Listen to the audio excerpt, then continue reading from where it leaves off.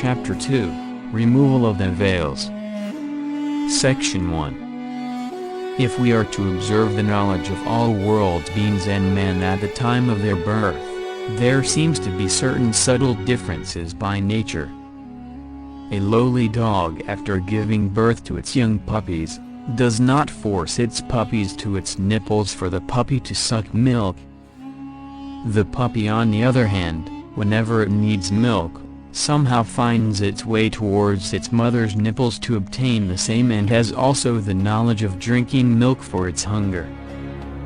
Further, it also knows that it is mother's milk it must drink to satisfy its hunger. The puppy, with its eyes still closed, uses its sense of smell to reach the mother's nipple to drink milk. These puppies were never ever taught by their parents to walk, take its food, involve in fights, or to howl, nor did they train for it. They are not given training to howl in a sweet manner by anybody. In a similar fashion, we have to think over the natural tendencies of the young ones of all living beings from birth. When we look into their development, there too emerges a fact.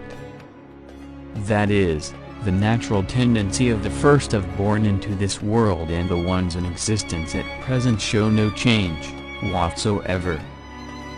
The only change they have is in color, shape, depending on the environment they live. The dog sleeps curled over a heap of debris in the past. It does so even now. It does not build a house, hut, or a sofa to sleep in. This is so of all living beings. The human baby's natural tendencies vary greatly from other worldly beings. It is born with different dispositions, lives, and dies. The baby born out of the womb of the mother is ignorant of satisfying its hunger. It does not know what to take when it is hungry. It does not know where its mother's breasts are situated. It is the mother who, knowing that her child is hungry, forces the nipples into the mouth of the child for it to suck and obtain milk. Similarly, the baby is taught to eat, sleep, and laugh, speak, cry, write, crawl, walk, run, act, sing, study, and read. All these are taught by gradual states and trained to do so. We have to teach him the good and evil, happiness and sorrow, and right and wrong. We have to train the way of using the toilet and to be clean. Do ponder over all men's development in all spheres. Section 02. Do think closely. If to the newborn infant who is ignorant and innocent, is fed the milk of a buffalo, cow, goat, or the milk of the lowly dog or pig, the milk of wild animals like bear, tiger, or honey, or any other liquid, the infant would assume it as its food and gladly inject it. Similarly, it would also accept the rice or the roti made out of wheat, the meat of the goat, camel, and cow, or even the meat of pig if trained to do so. It is the same with the mode of dressing, other habits, language, dwellings, and the like. It is so of everything in our practices of tradition and other human acts. Think it over. If a growing child is told that the sun appearing in the sky is your Lord, the moon is the Lord, or the cow is the creator, or some object as God by its parents, he or she would have accepted and fully believed in it. This being wrong or right, whatever food, dress, habits, or traditions we inculcate to the child, it would obey and act accordingly. Even in the case of religion, deen, the child would act in the same manner regardless of its authenticity. This short discourse brings out many facts. The child's early development is dependent on its parents, brothers and sisters, kith and kin, and the neighboring environment. Its habits are born here. This growing child does not know whether it is getting the correct training, whether it is good or evil, right or wrong, what would assist in his own aim and objectives, and what would prevent him from achieving it. he is totally ignorant of all these aspects.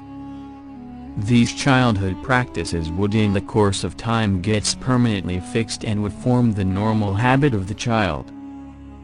The food habits, dress mode and other habits taught in the younger days would become his normal practice and would get imprinted in the mind.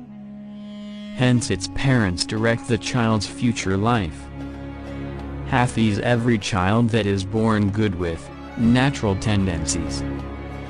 Later its mother and father make him a Jew, Nazarene or Majusis. This is found in the Hathees purported to be from Rasul sallallahu alayhi wasallam. There are many other Hathees of similar nature. Let us confine ourselves only to this. Many truths emerge from this Hathees. Whether the mother is Jew, Nazarene, Mushrik, Kafir, Munafiq, Mu'min or an atheist, the child born to her does have same natural tendencies and is good and innocent.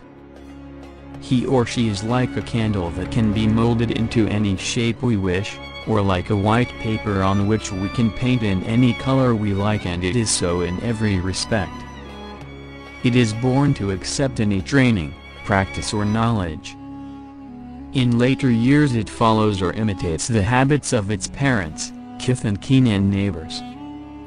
It also learns their language. It then gets educated and gains book knowledge. The interaction of education, environment, habits and practices molds the child into a Jew, Nazarene or a Majusi. Do fix this aspect clearly in your mind. Though the newborn has certain diagnostic features of its own, the parents take great care to protect them from diseases and take care of them in that manner. However, they do not undertake or initiate anything to help the child in its psychological development. The only method employed by them for the psychological development and to obtain knowledge is to give practices and training in habits, traditions and learning in schools where he obtains book knowledge. Are these habits, traditions and book knowledge is founded on correct basis? This is mostly not cared for and is ignored. They indulge themselves in the growth of the child so that it would imbibe their known truths and aim to train them to act in their own mode and norms. Their intention and ambition in educating their children is that they should use it in their lives. If we were to be expansive, the child, whatever difficulties it comes across, must discover the truth and live by it. Is not the education it receives, nor is it the aim of the parents. The sole aim of the parents is to get the child to be able to read and write and become literate so that he could get a job. The child should be brought up as a child. It should not be brought up as an image of ourselves for our own enjoyment and pleasure, says the famous renowned psychologist Rousseau. In short, a child changes to be like a computer in the present world. Hence there are many reasons for an infant who is compared to wax or white paper to change into a bad or evil child. Of these reasons, 3 of them would take pride of place. First reason, he becomes a slave to the habits and practices of his parents, relations and others living in the environment. Second reason, he is fully entangled in the book knowledge, books and kitabs, and the knowledge and practices of his parents and the society. Third reason, one who is a slave to what has been stated above will think only within this parameter. His likes too would be governed by it. He will also hold the view that his likes are correct and the knowledge he uses to attain his likes is the most genuine, would be his judgment. Hence he becomes a slave to his mind's expectations. These 3 reasons are collectively and singularly called a wamu, discordant idea, veil or stamp. Thus, a good man becomes bad or evil because he becomes a slave to his traditions, practices and habits, and book knowledge he has imbibed, makes him believe without analysis, and his mind is thus polluted and rules him over. If it is to be stated in another way, wrong habits, erroneous book, knowledge and wrong mindset are the veils or blockages that envelopes him and makes his kalb stamped out, existing in darkness, blind and wayward and totally ignorant of the pathways that are authentic and finally in hellfire. If we take a pessimistic view of the above, there emerges another fact. If a Mashrik, Jew, Nazarene or Majusi or a fool is rid of his traditions and practices, book knowledge and mindset, then he would transform himself like into a pliable wax or white paper in the state he was at the time of his birth. The learned ulamas, though being aware of these blockades or veils, do not take the trouble to get their students to rid themselves of these veils by teaching them the spiritual methodologies that would help them to do so. The first teaching to these students would be the methods by which they could rid themselves of these three veils. Anyone who does not succeed in this endeavor would be a mu'min in the morning and a mashrik in the evening, and still a person with another attribute at a different time. Hathees, before the advent of the last day, there would be fitnas as dark as the darkest of the nights. In the morning he would act as true believer, but would be an unbeliever in the evening, and an unbeliever in the morning and a true believer in the evening. They would barter their own religion for worldly objects, so said Rasul sallallahu alayhi wasallam, reported by Anas, Rahmatullah, authority, Tirmidhi. There emerges another truth from the above Hathees. It says an infant born with natural tendencies that is Islamic and pure in nature, like pliable wax or like a mirror that accepts any shape, color, or like a white paper. It does not mention that it is born a mu'min or a person possessed of Emman. Hence Emman is not something that comes with birth, and the newborn baby thus born would only acquire Emman, shirk or any other practice. His mind is amenable to all these. How could a child born to a mu'min or a mashrik with foolhardy practices, erroneous book knowledge and mindset trapped within the three veils, evaluate his practices, traditions and habits as wrong or right? He is unaware of it. For him, traditions, habits and practices and mindset he is living in is genuine, authentic and factual, and fully believes so. He has no doubts regarding his life's habits, practices and traditions. This was also the case of our ancestors and parents. Whoever has Allah decided to show the correct path, he would be blessed with good habits and an environment that would cast doubts on the existing traditions and practices. He is motivated to think. He is made to imbibe the authentic and genuine fact and is guided along a correct path to transform himself into a true servant. This true servant, learned personage or researcher would then attempt to inspire, implore and express the truth to the people, who are engulfed by the three veils of tradition, knowledge and mindset. This would create an antagonism towards him by the listeners, as they would not be in a position to accept it and they may become agitated and rebellious. Hence, if one points out that your practices are wrong, knowledge erroneous and in possession of a wrong mindset, it would create or start a big war. Hathees, the speech made that could not be understood by the listening crowd, would cause a danger to the speaker himself. This state is found amongst people of all faith, but it is militantly so in Muslims. This is because our ancestors, fearing that the community then would be led in the wrong path, they would go astray, and in believing in it, and with a view to prevent such happenings, have put forth very difficult handcuffs and dark veils enveloping them. Our being entangled in the veils is a fact, and our ancestors who were in want of knowledge introduced foolish practices and foolhardy explanations in order to change certain aspects of Islam, and that the knowledge they imparted has transformed us into ignorant ones. Hathees, in knowledge exists certain falsehoods, They are proven by the incidences shown above. It is also an undoubted fact that many ignorant people in want of knowledge, awams, have made into thoughtless people. Whenever, from time to time, some learned men have tried to bring about a change in their habits, knowledge and outlook, but every time they have been unable to comprehend it, and as such oppose the efforts and get back to their original ways. The reason being that the three veils have enveloped them, and worst of all, they are ignorant of this entanglement. Let us take a short story to illustrate the veils that surround a man, to the benefit of the men with immoderate knowledge. A person who entered a shop selling attar and other incenses suddenly fell down and became unconscious. Many people around him tried to revive him, but in vain.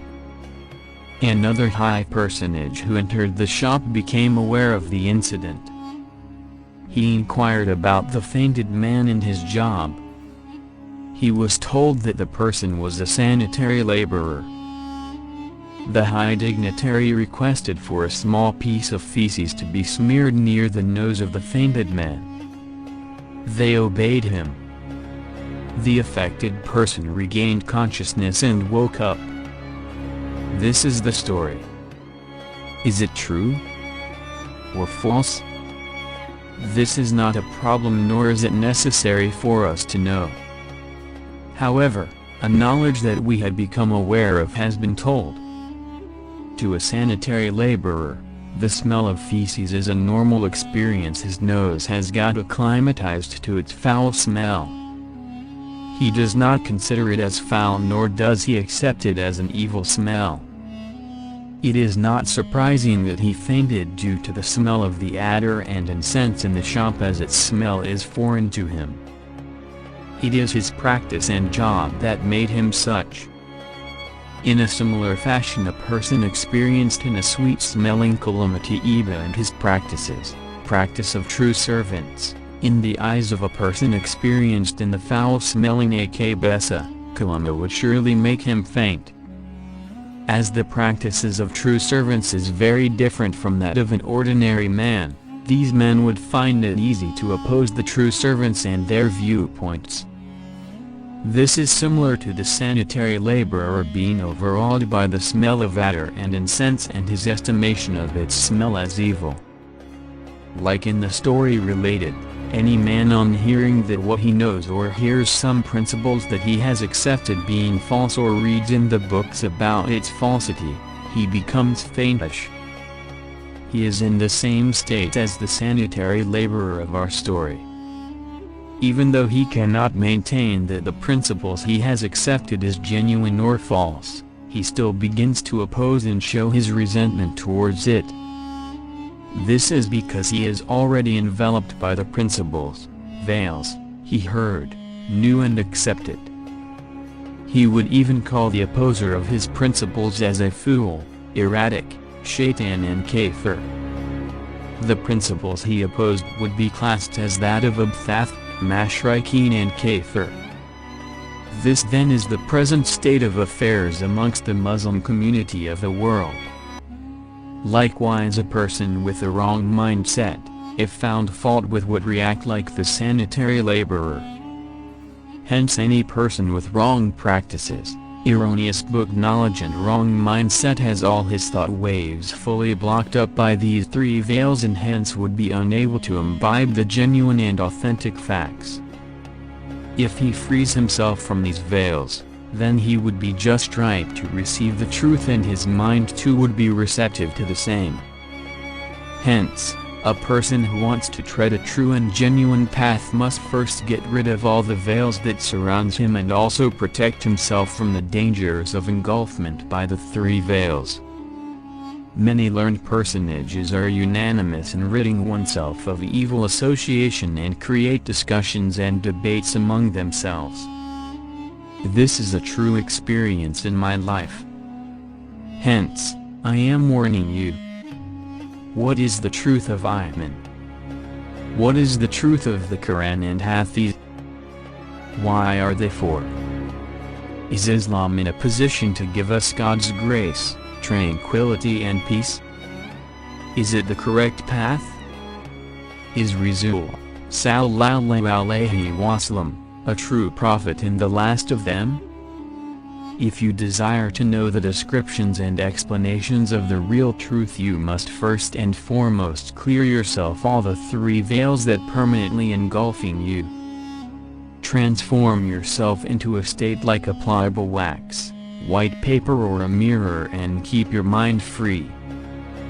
Failing this, you should bear in mind that you will never discover the truth, nor would you attain peace and tranquility.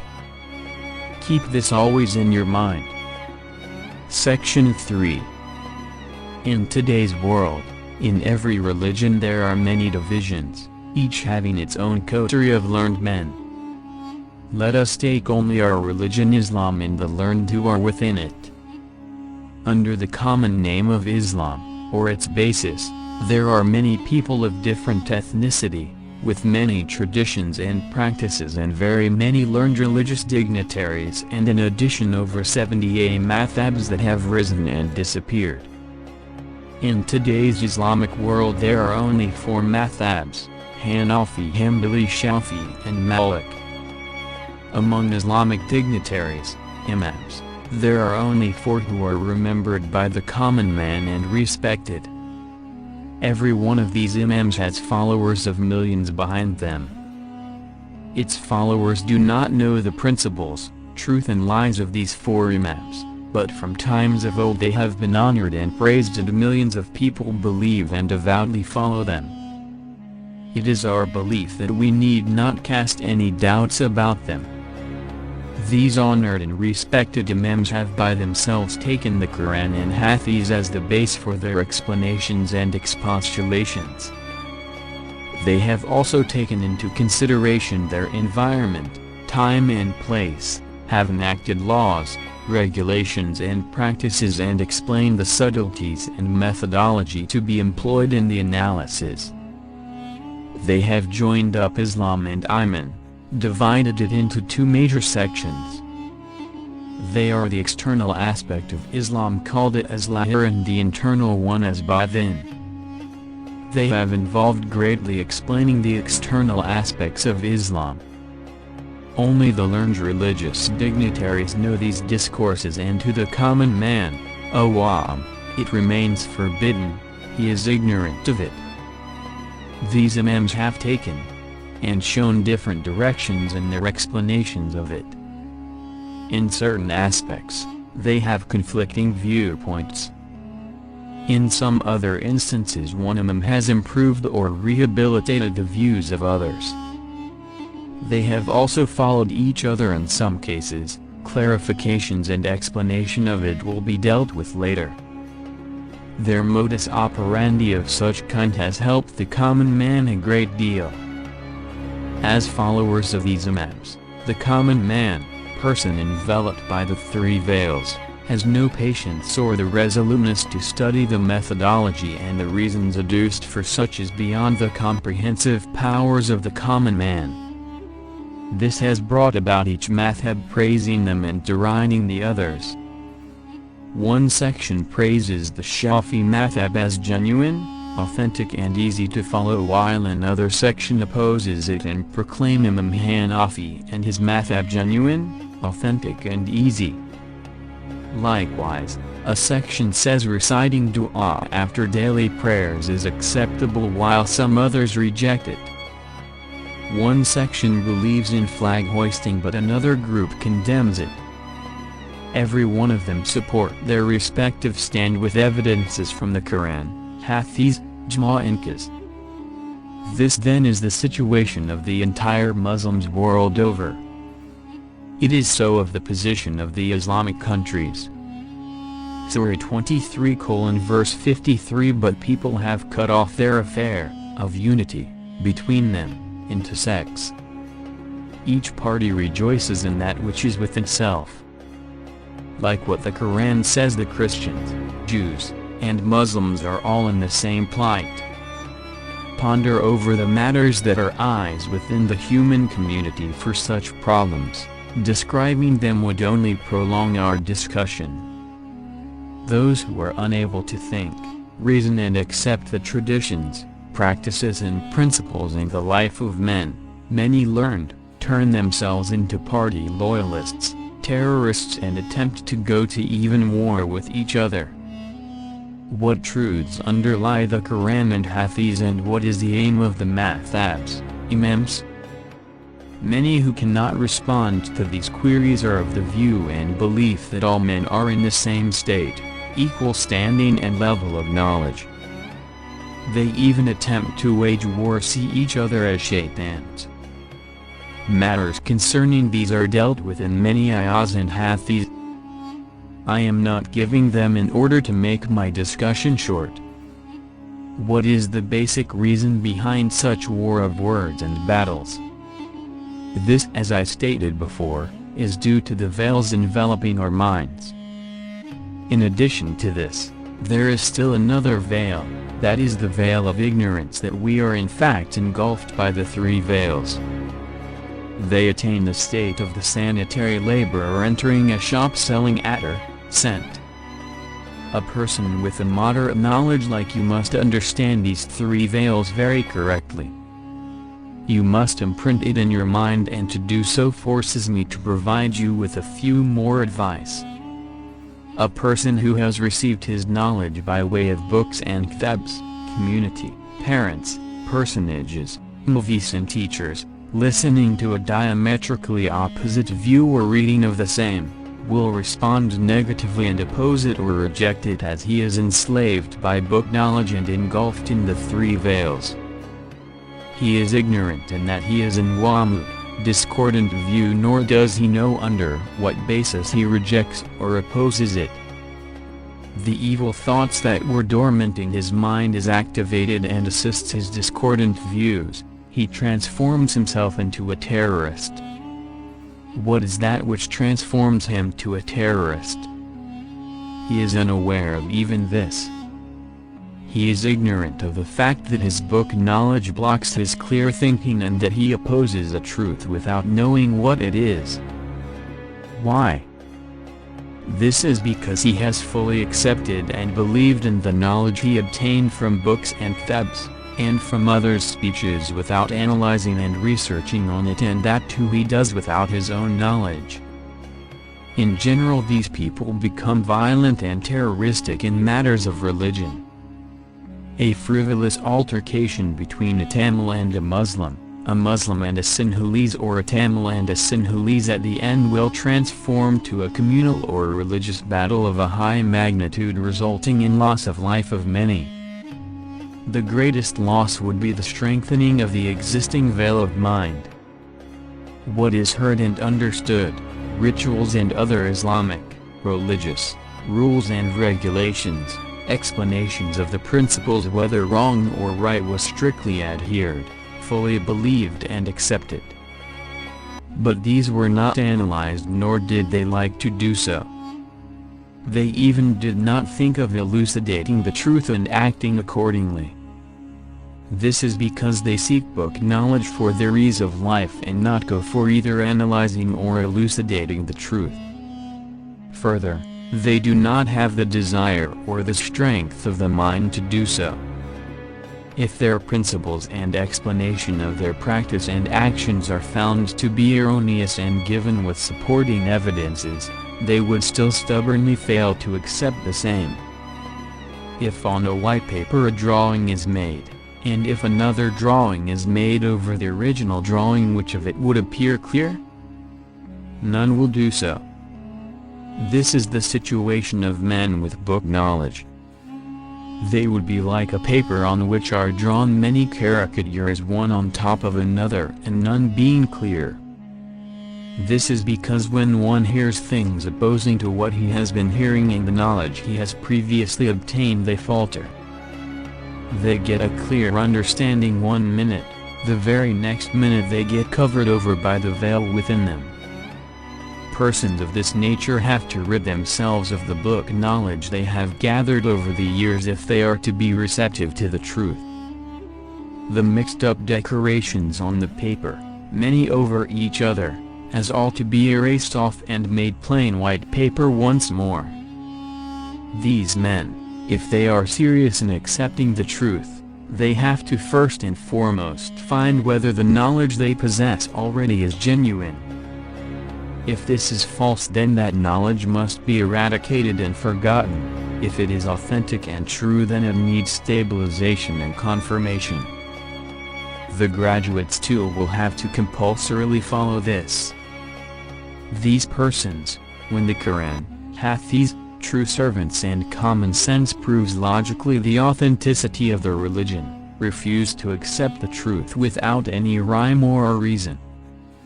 They oppose the truth. The genuine and truthful expositions of the Nabis, Wallace and other learned who appeared from time to time in this world too were disregarded by them. Books and kitabs about it were thrown out of circulation. They assassinated some of the Nabis and the learned. The reason underlying such heinous crimes was that these men were unaware that they are imprisoned by the book knowledge they had gathered previously. This is not only a happening in the past, it is so even at present. If a person expresses the truth with copious supporting evidences and attempts to teach it, then they would say, what is this? It looks like a new religion. They would get frightened and oppose it. This is because even if there are writings in Arabic that opposes the Quran, Hathees and even common sense, there are people to accept it. The only reason being that it is written in the Arabic language, they believe it is a great treasure. If the authors of this writing are honorable and men of a string of degrees, and if they are supposed to pray 100 rakats times in one day, then they would be hailed and judged as lawless. These authors, being followers of Shaitan, do not bother them. They would find no fault in such authors' writings, nor would these writings get analyzed, checked, nor even the credentials of the author verified. There are hundreds of such books and kitabs in Arabic and other languages filling the libraries of the schools, universities that are opposed to the teaching of the Quran, Hathees and common sense. The learned researchers and those whose veils have been removed know about this fact, but not the ordinary folk who is engulfed in book knowledge. The non-researching graduates too are ignorant of this. Surah 16, verse 108. There are these whose hearts, ears and eyes God has sealed up, and they take no heed. Hence, these men would oppose anything that confronts their book knowledge. Surah 10, verse 39. Nay, they charge both falsehood at whose knowledge they cannot compare, even before the elucidation thereof hath reached them. Surah 31, verse 21. When they are told to follow the revelation that God has sent down, they say, Nay, we shall follow the ways that found our fathers following. What?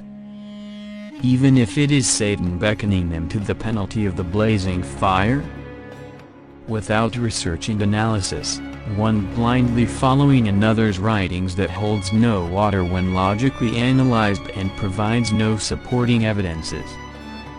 Memorizing the same, learned, Mulvis, teachers and persons doing no research, is the present state of many.